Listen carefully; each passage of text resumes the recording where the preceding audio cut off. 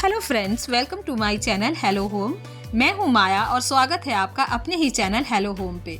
तो सामने आप देख रहे हैं पिटूनिया के छोटे छोटे से फ्लावर्स, जिसमें अलग अलग कलर के फ्लावर्स खिलते हैं और बहुत ही प्यारे लगते हैं। यहाँ पर एक छोटी सी क्लिप मैं ऐड कर रही हूँ। जब मैं इन्हें खरीद कर लाई थी तब की ये क्लिप है और अब इन्हें करीब हफ्ता 10 दिन हो चुका है यूं ही रखे हुए और अभी तक मैं इन्हें रिपोर्ट नहीं कर पाई हूँ। तो आज हम इसकी रिपोर्टिंग करेंगे और इस वीडियो को आपके साथ शेयर कर रही हूँ। तो इस प्लांट को कैसे लगाना है और क्या क्या इसकी हमें केयर करनी होती है वो मैं बताऊंगी। और यहाँ आप पीछे देख रहे हैं सभी गुलदाउदी के प्लांट्स, जिन्हें मैंने सबको कटिंग से तैयार किया है और अब ये अपनी अच्छी ग्रोथ स्टार्ट कर चुके हैं। आगे आने वाले टाइम में ये बहुत भर भर के फ्लावरिंग करेंगे। तो चलिए आज हम रिपोर्ट करेंगे इन पिटूनिया के प्लांट्स को, जिन्हें किस तरीके से रिपोर्ट करना है तो वो सारी चीज़ें मैं आपके साथ शेयर करती हूँ। तो प्लांट को लगाने के लिए सबसे पहले पॉट की ज़रूरत पड़ती है, जिसके लिए मैंने ये पॉट लिया है और ये पॉट 7 से 8 इंच का पॉट है। और इसके अलावा एक बहुत ही अच्छा पॉट हमें जो मिलता रहता है हमेशा ही, वो भी मैं आपको दिखाऊंगी। वो ये पॉट है और ये है हमारा जो 5 से 6 इंच वाला पॉट नर्सरी पॉट मिलता है वो है। तो इसके हिसाब से आप देखेंगे तो ये लगभग 1 से 1.5 इंच बड़ा है। और सबसे खास बात यह है कि ये इस तरह से ऊपर की तरफ फैला हुआ है। और पिटूनिया के प्लांट को लगाने के लिए हमें ज़्यादा गहराई नहीं बल्कि ज़्यादा फैला हुआ पॉट चाहिए। सामने ये पॉट भी देख रहे हैं, लेकिन वो पॉट थोड़ा बड़ा है जो पिटूनिया के एक प्लांट के लिए बड़ा रह जाता है। हाँ, अगर आप इसमें 2 प्लांट लगाना चाहें तो ठीक है, बट मैं हर एक पॉट में एक एक प्लांट लगाऊंगी। तो उसके हिसाब से ये पॉट मुझे बहुत बेस्ट लगा, ना वो ना ये, और ये वाला सबसे बेस्ट लगा मुझे। इस बार मुझे नर्सरी पे ऐसा पॉट मिला है तो मैं ये लेकर आई हूँ और बहुत ही अच्छी खरीदारी लग रही है। बट ये मेरी खरीदारी इस प्लांट के लिए अच्छी हुई या नहीं ये तो बाद में बताएगा, वक्त बताएगा, क्योंकि जब इसमें प्लांट अच्छे ग्रो होंगे तो ही पता चलेगा कि ये सक्सेसफुल रहा। और एक देखिए, ये इस तरह का हमारा जो पुराना पॉट होता है ना, वो भी मैंने लिया है। इसका फैलाव बहुत अच्छा है, इसलिए मैंने इसे लिया है। ये असल में बड़ा पॉट था, लगभग 14 इंच का, 10 से 14 इंच का, लेकिन उसे टूटने के बाद मैंने कट करके इस तरह से सेव करके रखा हुआ था। तो वो पॉट मुझे अच्छा लगा लगाने के लिए, तो ये पॉट भी मैंने शामिल कर लिया है।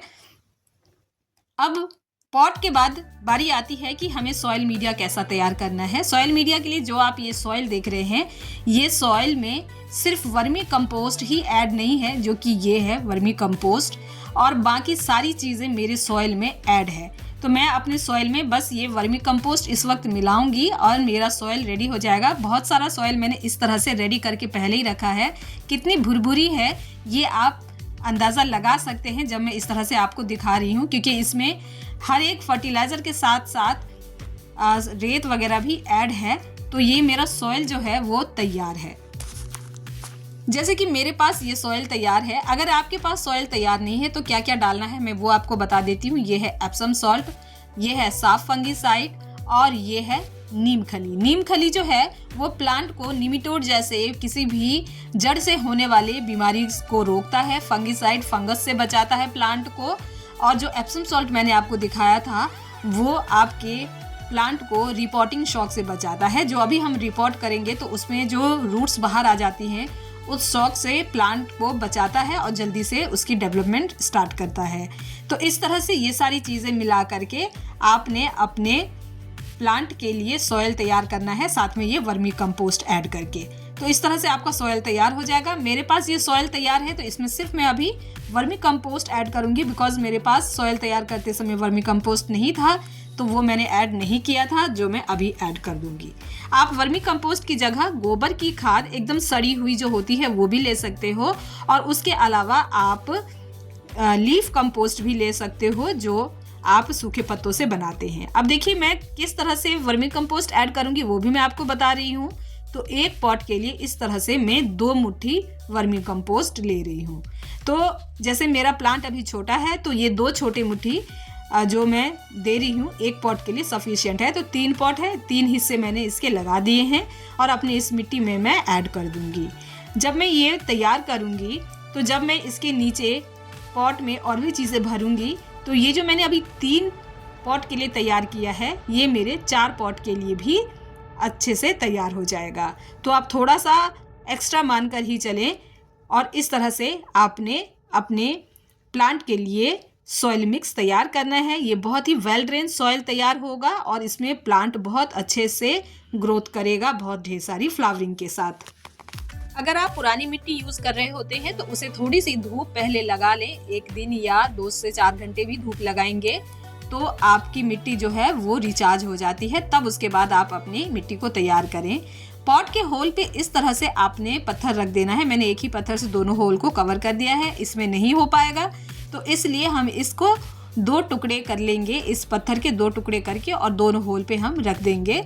होल पे रखने का मकसद बस यही होता है कि हमारी जो मिट्टी है वो पॉट से बाहर ना जाए और ड्रेनेज सिस्टम जो है वो क्लियर रहे।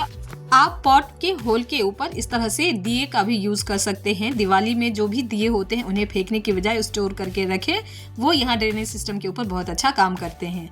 अब पॉट के नीचे वाले हिस्से में करीब 2 इंच तक हम पुरानी मिट्टी का यूज़ कर लेंगे, जो ऐसे ही रखी हुई है, जिसमें हम प्लांट लगा चुके हैं, जिसकी उर्वरक क्षमता जो है वो ख़त्म हो चुकी है। तो उस मिट्टी को सबसे पहले हम नीचे वाले हिस्से में 1 से 2 इंच एक लेयर भर लेंगे और उसके ऊपर हम भरेंगे। इस तरह से हमारे गार्डन में जितना भी सूखा कचरा होता है ना, उसे आपने भरना है। आप गीले कचरे को भी यूज़ कर सकते हैं। अगर आपका पॉट बड़ा है तो आप गीले कचरे का यूज़ करें।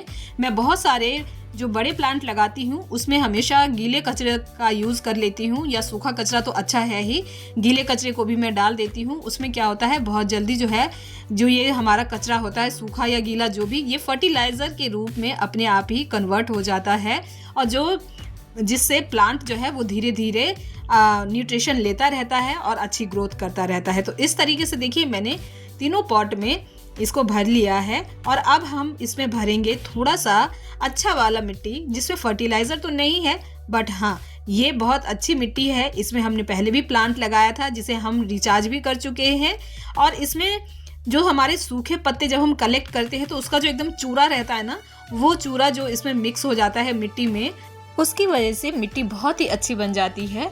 तो बस प्लांट को इस तरह से पॉली बैग से बाहर निकाल कर मिट्टी पे रखना है और उसके बाद जो फर्टिलाइज़र वाली मिट्टी है ना, वो आपने चारों तरफ से भर देना है और वहाँ तक भरना है जहाँ तक आपका जो नर्सरी पॉट का जो मिट्टी है वहाँ तक उसको कवर कर लेना है। और इस तरह से साइड से हल्का हल्का दबा दें, बहुत तेज़ भी ना दबाएं और एकदम ढीला भी ना छोड़ें मिट्टी को। तो हल्का हल्का सा दबाते हुए चारों साइड मिट्टी को अच्छे से फिल कर लें, खाली ना रहे।